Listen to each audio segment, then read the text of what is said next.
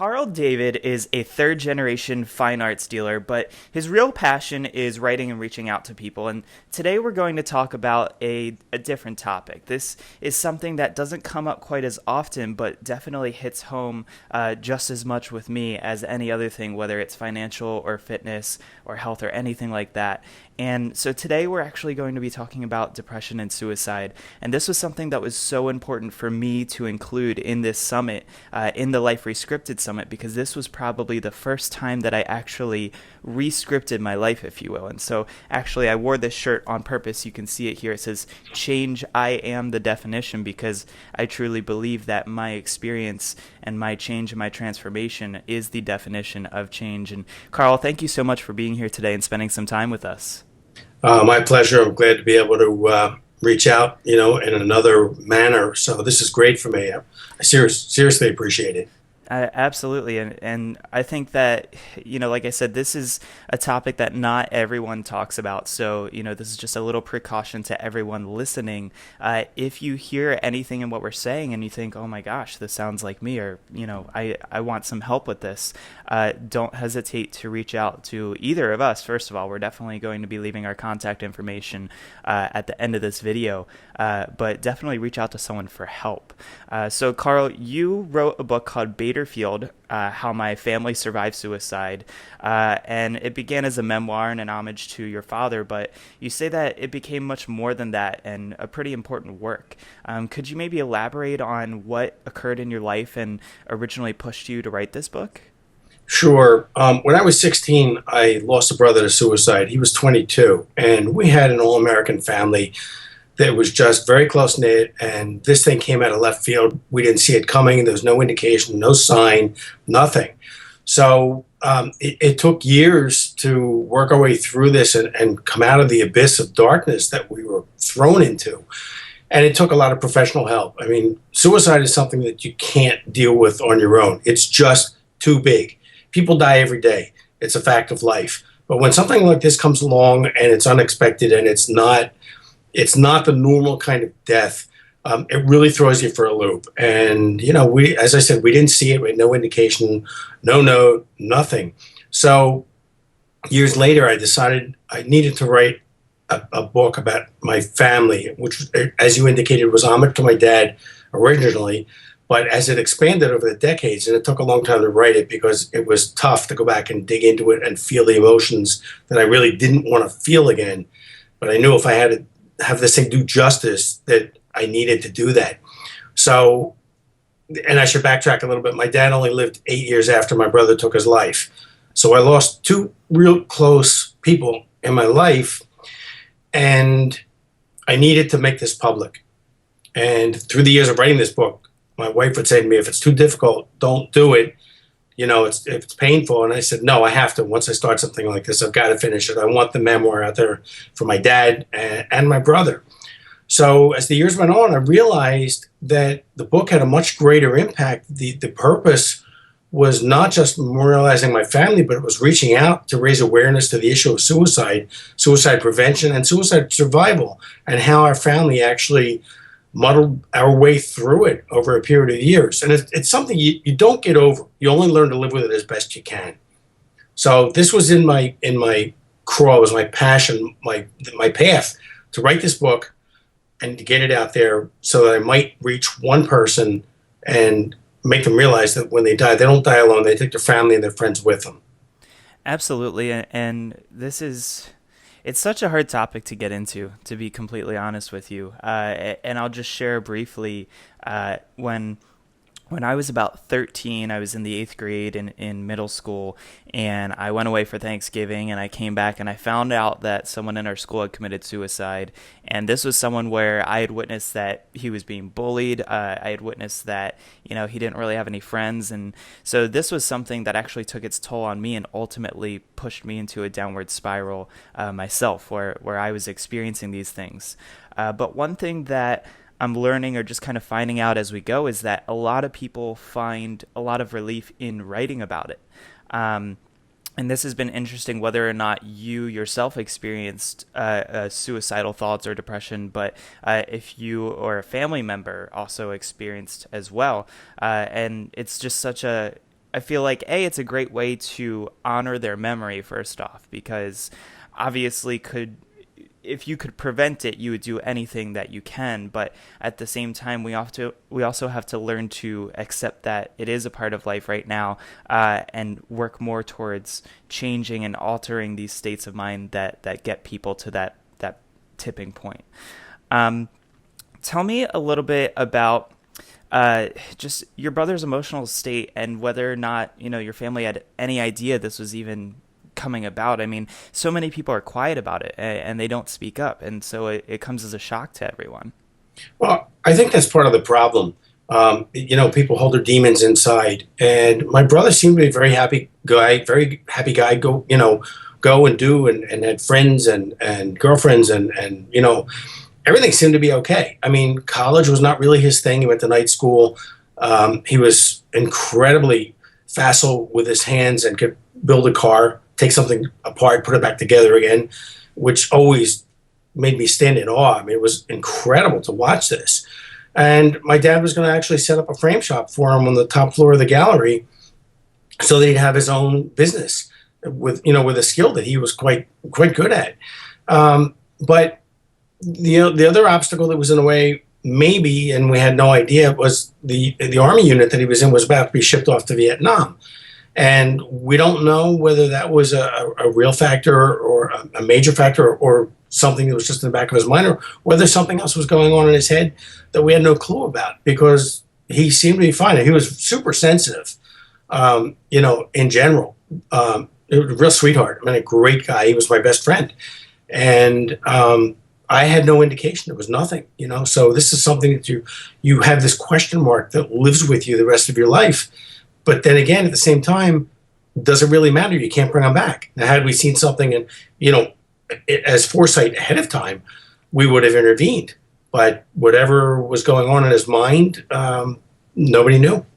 Yeah. So let me ask you this, and I know that this is a small what if scenario, but for others to learn about this, what do you think? So assuming that we don't know someone is going through this, right? What do you think is the one thing that we could change in our lives, that we could transform about ourselves, so that if someone is going through this, we could actually make an impact on them in their life? Is it, being more selfless or being more grateful or expressing outwardly how much more thankful we are about things? Because the problem is that we can't see this coming in many cases. So I just wonder if there's a change that we as human beings can make in ourselves that would allow us to at least try to prevent more of this from happening. Well, I think in general, and I follow this rule my whole life, I think that we really have to reach out to people. We have to be kind.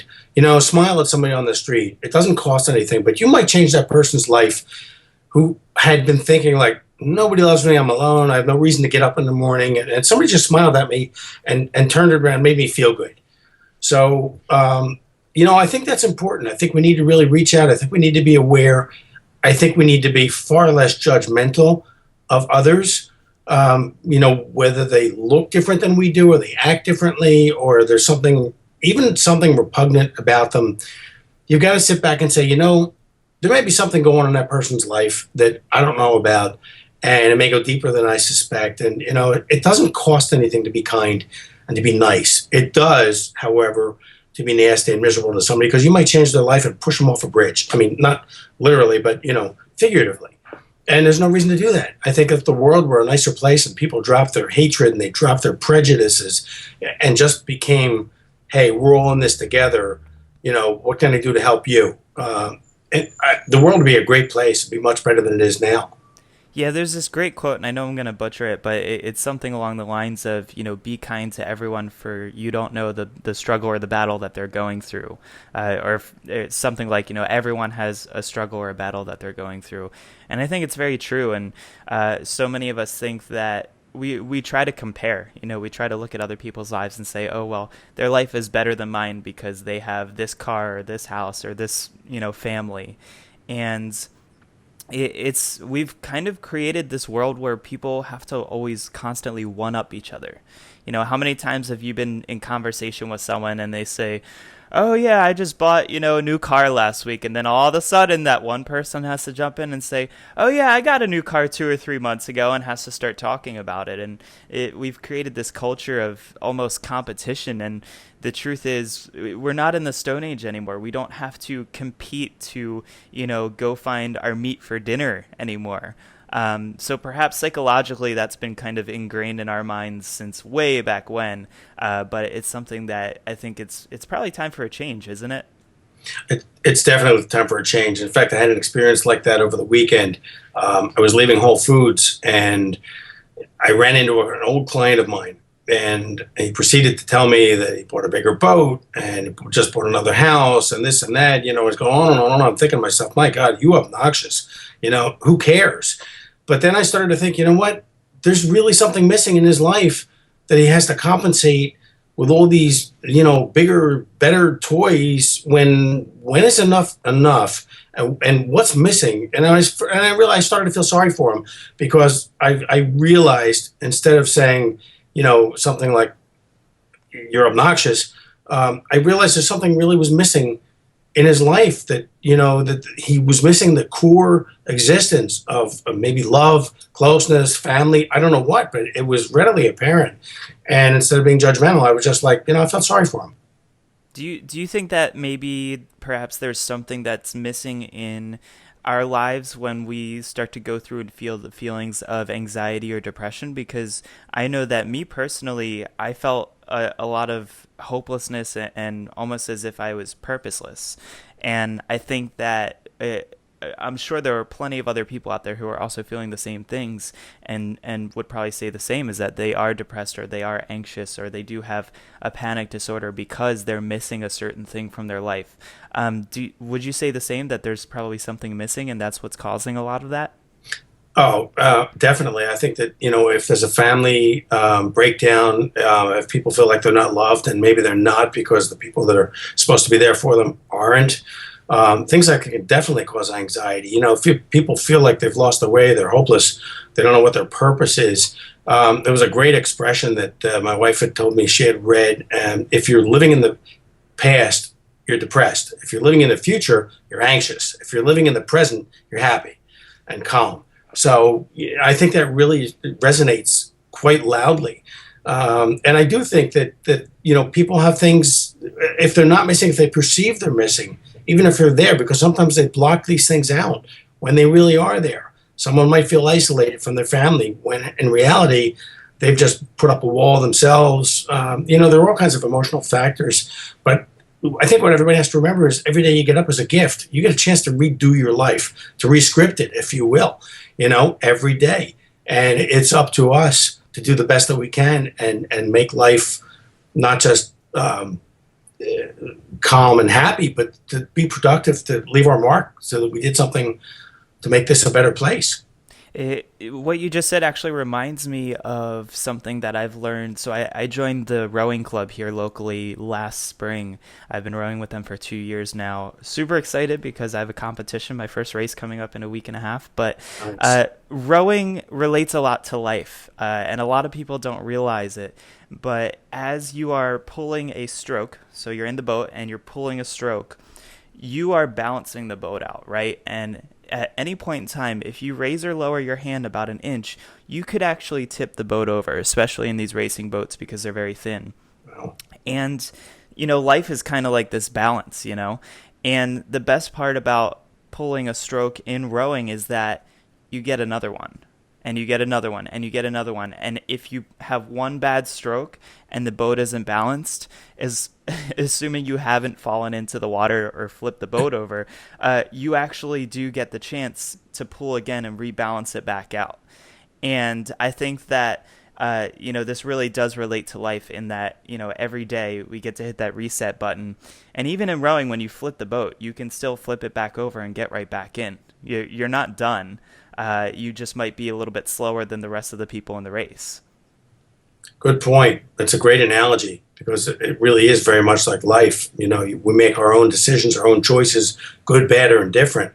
But if we're lucky, we get the chance to redo it and make up for it or correct it.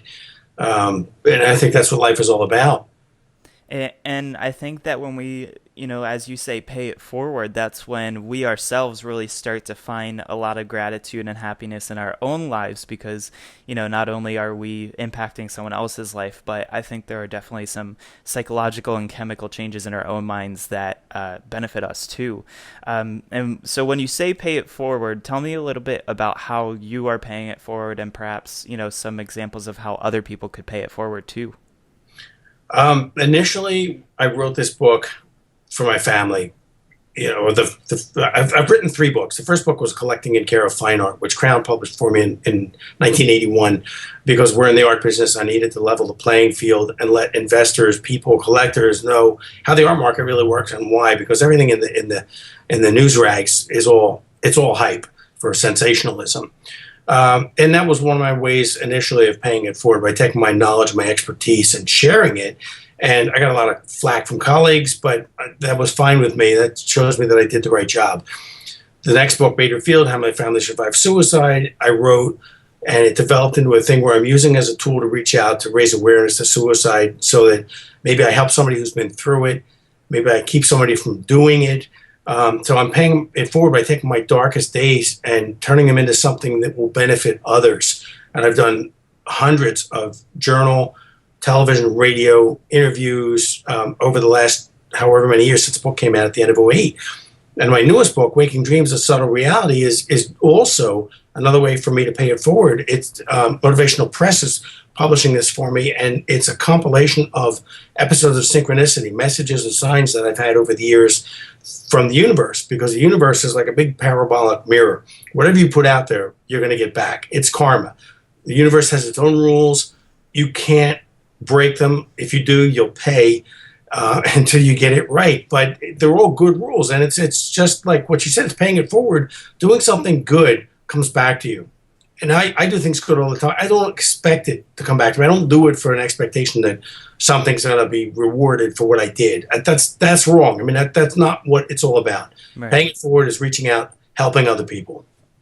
And I think that you're doing extremely well at helping others. And, a book is just one great example of how you can help people. The podcast that I started, is something else that I did to try and help people. And I think that a lot of people don't realize that it only takes a little bit. If I stop my car on the street when I'm driving through the city and a homeless person asks me for $1, that dollar can actually get you a cheeseburger at McDonald's, a coffee at the gas station, whatever it is. That dollar goes a long way, and I think people forget that. They stopped remembering that one small action, kind of like the butterfly effect, has a domino effect. It really, they say that when a butterfly flaps its wings, a tsunami could be created halfway around the world. And I think that it's very true. And I've been reading a little bit more about the law of attraction and how, at the end of the day, we just have neurons firing off in our brain. It's just energy. And I think that the energy we put out into the world is the energy that we're going to get. So I was hearing a lot more about how if you go out there and say, oh, well, I need a lot of money, you're putting this negative energy out there of this need for something instead of saying, well, I'm going to attract wealth or success through helping other people. And you'd be surprised that the world does actually open up and give that to you. Oh, it does. Absolutely. I couldn't agree more. Whether you attract positive or negative depends on what you put out there and how you phrase it.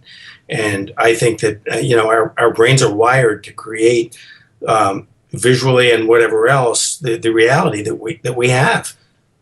Yeah. And speaking of phrasing it, you have a message that you are giving out into the world. It comes out in your books. It comes out in speaking to you. If you had to break it down, and let's just say, you're on an elevator ride with me for all of 20 seconds, and you had to tell me your message on the spot, and you wanted to make a difference in my life, and you knew nothing about me, what would you say? Let's just say that you had the guts to turn to me and say something. So we're going to assume that, it's not awkward that there's just two people in an elevator. But, what would you turn to me and say that you think could, alter the rest of my life, having not known anything about me? I would probably say to you, live every moment of your life to the fullest. Don't quit. Don't let anything negative stop you from reaching your goals. Just visualize what you want, go for it, but be kind to everybody on the way, on your journey. And wow. I'm not really sure what to say to that because I know that that would definitely, I feel like that would make a change in anyone's life. I would probably come home from work that day and say, hey, so and so, this guy in the elevator just turned to me and said this crazy thing. And I don't really know 100% what it means yet, but I know that I'll remember it. And it kind of goes with that saying of, people don't necessarily remember what you said, but they remember how you made them feel. And I think that if you could, make people really feel that they have a meaning and purpose in the world, then, your mission here is accomplished. I agree. I think that's really important. People really need to be cognizant of the fact that other people are suffering, and that we all evolve at different rates. Physically, mentally, emotionally, and metaphysically. And it's not a race. I mean, we're all here on our own path for our own reasons, and sometimes we don't know what they are. But sometimes along the way, we find out what they are. And I think I've found my reason, and I'm here to take some experiences that I've had and help other people to get through their experiences, and let them know that we do survive. We go on. And that's the one thing about suicide. People need to know that we do survive. It takes a lot of help and a lot of time. It's a tremendous obstacle, but with proper help, you get through it. Yeah. You can't quit. You can't fold. You got to feel your dark moments and go through it. But then you have to realize, hey, you know what? Life is here to be lived. We'll carry the spirit of that person with us forever, which we do. I don't think you can kill spirit. Spirit lives on forever. I think, where we are in this dimension on this planet is a learning ground, and we don't get it right, we come back as many times as it takes. And do you think that when you carry that with you, I think that I was making a mistake when I was at least growing up, or a little bit younger, maybe in my college age, about 5, 6 years ago. I would tell people that I was diagnosed with bipolar manic depression. And now a lot of the times I tend to say I was labeled with bipolar manic depression, because I almost feel like when you say diagnosed, you're almost accepting that as your fate. Do you feel like you carry this burden with you for the rest of your life, or are you able to move past what has happened and truly, just be grateful for who he was and the things that he did as a person when he was alive? Well, I think it's a combination of both. You carry the burden with you because it becomes emblematic of who you are. It's an experience that becomes indelled in your brain, in your very being, in your psyche. But at the same time, you do go on and you remember the good times that you had, and you carry that with you. Those memories are life-saving. You cherish them. I do that with the memories of my dad. He was only 58 when he died, and I felt like I was really robbed. But I have these precious memories, and that's a gift. And it doesn't matter whether somebody lives 20 years, 30 years, or 100 years. It's the quality of the years that you get. I mean, I'm not saying that somebody lives 20 and passes away. That's horrible. That's really tragic. However, you've got to take the good times with you, because those are the ones that count. Those are the ones that get you through the bad times. When there's an anniversary of my brother's death or my father's death, or their birthdays, the birthdays are something to celebrate, but the other days are tough to get through. And for years I pushed them away. I didn't want to acknowledge them. And my wife said to me, when are you going to acknowledge these? And I said, I don't want to. It's too painful. But really, you have to, because the emotional body runs the physical body. And if you try and shove your emotions away, they're going to come back with a vengeance, and they're going to punish you one way or another until you see what the message is, and feel the emotions and let them out. You let them out. It happens constantly. It's like a cleansing, if you will. So these are things, you carry them with you, but at the same time, you do move on and you live your life, and you take them with you. And there's a huge tie there between emotionally and physically what happens. I know that a lot of people going through panic or anxiety have issues, especially with their stomach or intestinal system. So this is not something that's healthy to hold on to by any means. It does actually wreak havoc on the rest of your body, whether you realize it or not.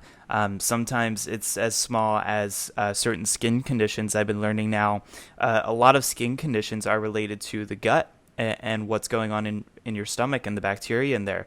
And so I think that we've got to be much more careful and much more cognizant of, what's going on in our minds and what we're trying to push down and push away. And the sooner we deal with those things that we're trying to hide away from, the better off, we'll be able to rise and grow out of that and to move on. And along the lines of moving on, I don't think that we're forgetting them by any means. We're actually honoring them by moving on, because that they would want us to, enjoy and fulfill the rest of our life streams. Exactly. I mean, the one thing that if someone takes their life not realizing the impact they leave behind, the wake of horror, if they'd realize that, I think if they were in a right frame of mind, they would never do it.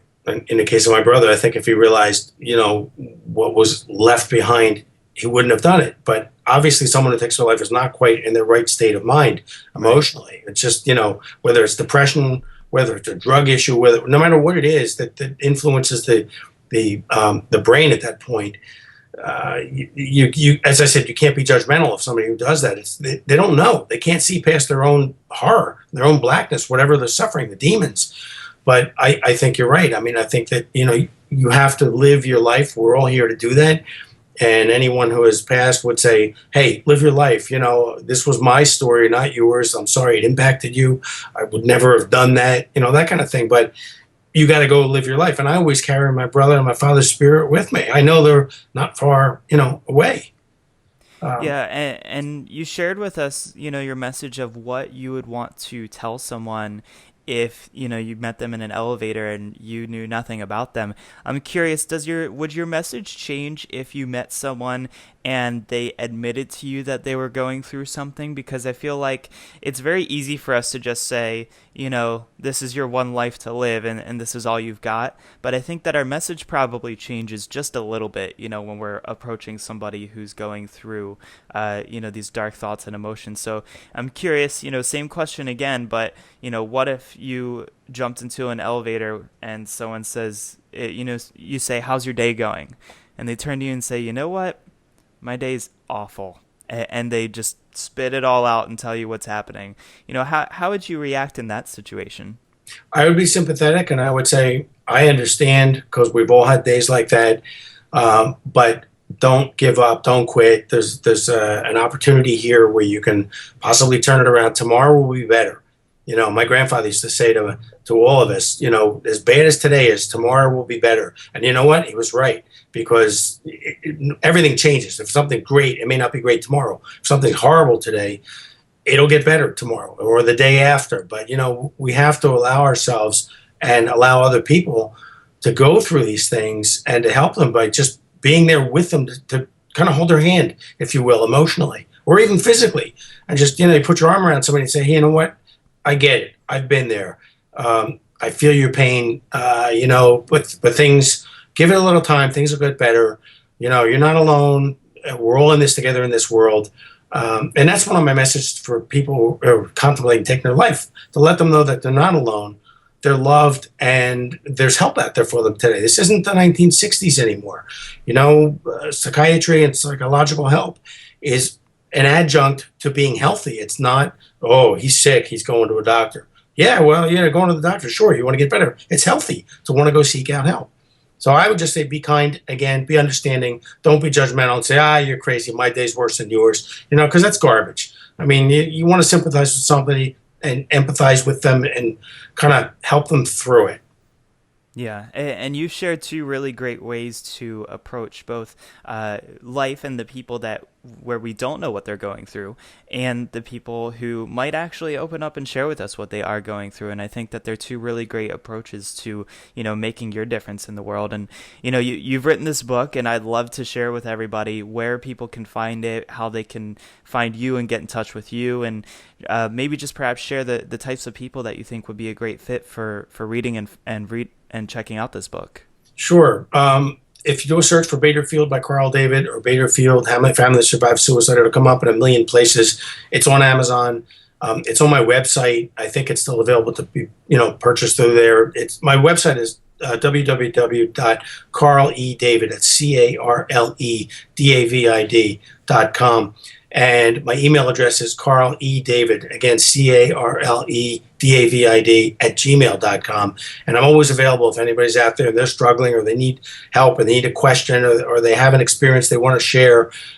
Feel free. Our gallery number is 215-735-2922. And it rings to my cell, so I'm always available. I have become a suicide prevention advocate over the last however many years, and it's a real passion for me. And in my next book, Waking Dreams, The Subtle Reality, is available also on Amazon. And these books are also ebooks, so you don't have to go buy a hard copy or a soft copy for $20 or $17, whatever it is. I think for like $7.99 or $9.99, or depending on where you look, the books are available in the Apple iBook store. They're available on the Nook, Kindle, all the rest of the online, reading stores. I can't remember all of them, Kobo, but there are about 60 of them worldwide, where at least where Bader Field can be found. And my message is, if you're listening and you need help, don't keep this to yourself. Talk to somebody in your family. If they won't listen, call 911 if you're on that edge of a crisis. Talk to a bartender, go to a hospital, talk to a stranger on the street, talk to somebody, because somebody will listen. I mean, this is a different world today than we lived in all those years ago. And, and if you know somebody that you're seeing who's experiencing this kind of thing, where they're giving away their possessions, they're becoming reclusive, they're dropping out, they're not interested in anything anymore, and you see they're talking about taking their life, reach out to them. And if they won't get the help for them. The worst you can do is embarrass them a little bit if they weren't serious. But when someone says, I'm going to kill myself, you know what? Take it seriously, because they might really mean it. Yeah, absolutely. And I think that's the best way to round this all up. And, thank you so much for sharing a little bit of your story. And obviously, I would love for everybody listening, if you're interested in reading more, to look up Bader Field, How My Family Survived Suicide, whether it's on Amazon or any of the other bookstores. And, like Carl was saying, it's available for Kindle and in the ebook format. So, don't think that you have to go spending a ton of money on it. This is something that, he wants to share his message with the world, and he wants to make a difference in the world.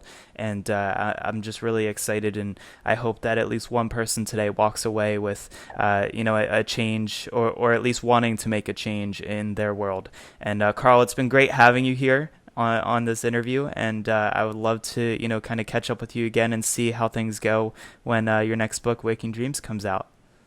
Thank you, Zephan. I really appreciate it. And this is such an important topic, and this is my life rescripted, if you will, because I've taken this path to reach out farther and farther. The art business is still my living, and I love it, and I'm passionate about it. But this is something that I feel like I really need to do, and I'm grateful for the opportunity to have been here with you guys today. And I'm always available.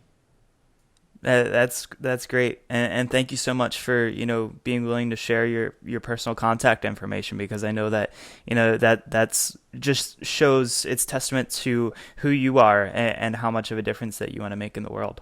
No, thanks. I appreciate it. One thing before we go real quickly, I have two goals for this book. One is to get it in every school system in America, because I think if this were mandatory reading, kids who are contemplating it and not really paying attention to what this act does to their families might wake up and say, "Oh my God, I can't do that."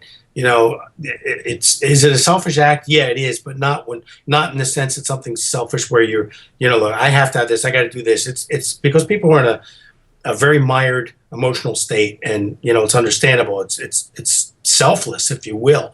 But the other thing I'm trying to do is have a film made, because I think in today's world, as a visual rendition of this book, a version of it, an adaptation, it would make a huge positive impact. It's not a depressing book. There are a couple of chapters in there that are pretty tough, but overall, on balance, it's an inspirational book. And I just wanted to get that message out there, so that it doesn't frighten anybody, from reading it. It's an inspirational book. I mean, it's a very positive, forceful work of art. And I think that's really great that you've been able to combine, your work, your art, with your passion, which is sharing this message. And I would encourage everyone to find out how to do that. I learned that video was my best work, but my passion was the storytelling. And that's kind of where I ended up here, in interviews and sharing people's stories. Well, I think it's great, and I thank you for that. I really do. Don't quit. Keep going. You're on a fabulous path. Thank you very much for being here, and we will definitely be catching up with you soon. Sounds good. Thank you.